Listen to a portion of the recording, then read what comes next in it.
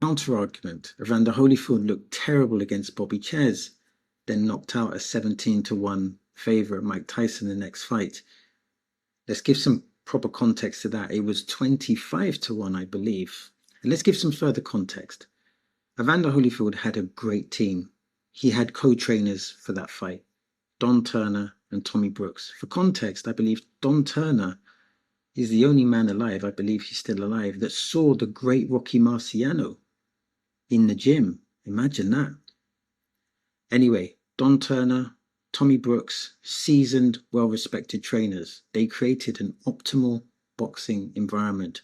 Also, when Evander Holyfield fought Michael Moorer earlier, he had a heart condition. And that heart condition made people think that Evander Holyfield was shot. Then when Evander Holyfield had a comeback, he had a heroic performance against Ray Mercer, but then he had another health problem against Riddick Bowe. I believe it was hepatitis A, allegedly. That performance again indicated that at that time Evander Holyfield was battle worn, which was not true. So that's the other part of the context. And then the other piece of the puzzle, which was important, was that Evander Holyfield was not scared of Mike Tyson. They had previous history. They knew each other.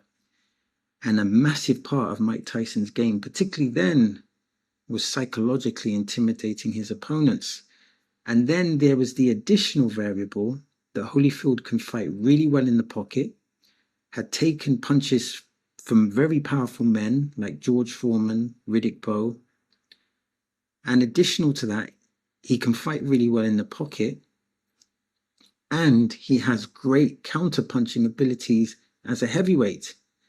This is stylistically not a very good fight for Mike Tyson, but at the time, when you're doing the matchmaking, you see Evander Holyfield as a big brand that you could take advantage of as someone who was great, but is not great now. Of course, we know that that was a total miscalculation. Evander Holyfield fought perhaps the perfect fight. It was an incredible performance. Now, there is one parallel here with regards to Evander Holyfield, Tyson, and AJ and Tyson Fury, and that's my belief that AJ and Tyson Fury have previous history, and the fact that AJ, I think, has always wanted to beat Tyson, or always wanted to fight Tyson Fury. I think he's always been motivated for that fight, and I think that could be a distinctive factor. It could work for him or it could work against him. He will train so hard for this fight, and because of their previous history, he will have a psychological confidence. He will go into that ring feeling that he knows that he can win. The 13th idea is the panelists split 3-1 on whether Joshua is even a great fighter versus simply a great commercial draw. So again, we got great fighter and then great commercial draw. And this leads to the question, does resume matter less than the moment? Let's establish some context. Anthony Joshua was a former 2-time heavyweight champion. In Britain, he is a legend and he is well respected worldwide.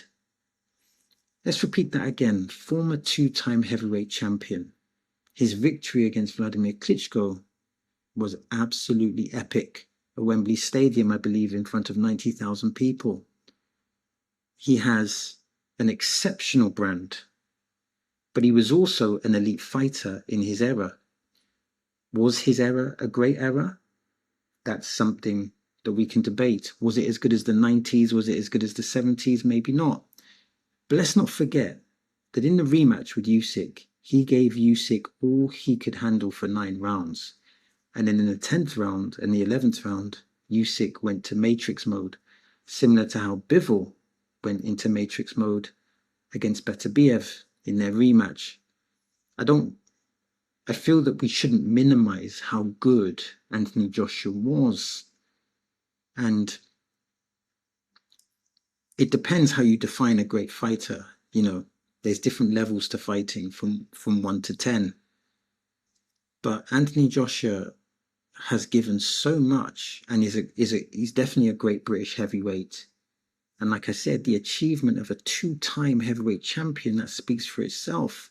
And it wouldn't surprise me he still has the opportunity to be a 3-time heavyweight champion, assuming he continues after the Tyson Fury fight. So I'm not sure if I agree with that premise. I'm not sure. Like I said, I think in our neck of the woods, we consider Anthony Joshua to be a great fighter, but maybe we're biased. And then the 14th idea is the universal agreement. This may be Joshua's last meaningful fight, win or lose. Is Joshua fighting for a legacy-defining win or a dignified exit? I believe AJ will come to win. Definitely. There's purpose. When you look at his post-fights, there's a spiritual element to AJ.